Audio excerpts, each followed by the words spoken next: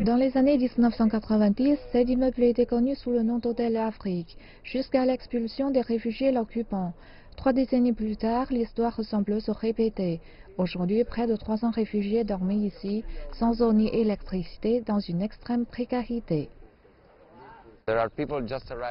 Il y a des gens qui viennent d'arriver en bateau de Sicile. Il y a des gens qui ont été expulsés d'autres pays européens après l'entrée en vigueur de l'accord de Dublin. Baobab est une association créée par des Romains bénévoles pour aider ces réfugiés qui sont selon eux abandonnés par les autorités italiennes.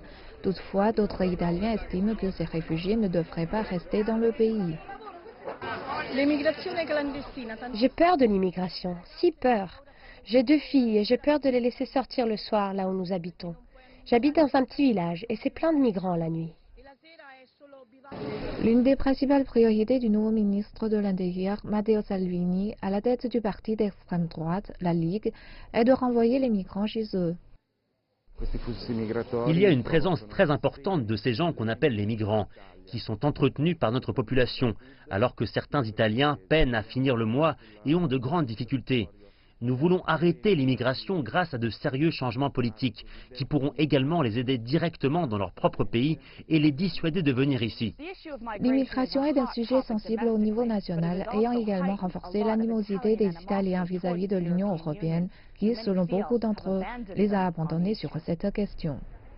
Un récent accord conclu par la nouvelle coalition au pouvoir en Italie appelle l'Union européenne à reloger les demandeurs d'asile au sein de l'Union par un système de quotas, exigeant donc une révision de l'accord de Dublin qui stipule que les réfugiés doivent rester dans le premier pays européen dans lequel ils sont arrivés.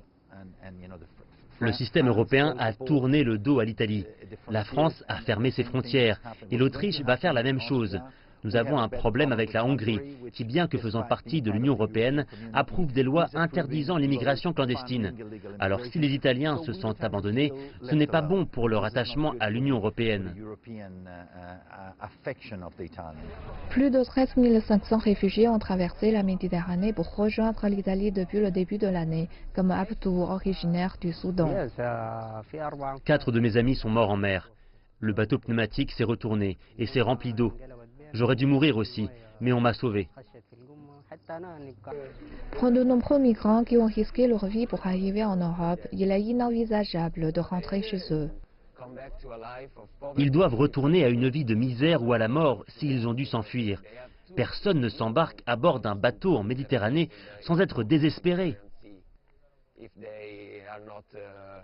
Certains réfugiés sont protégés par la Convention de Genève, d'autres se trouvent dans des situations très délicates. Même si leur expulsion coûte cher, de plus en plus d'Italiens semblent prêts à en payer le prix.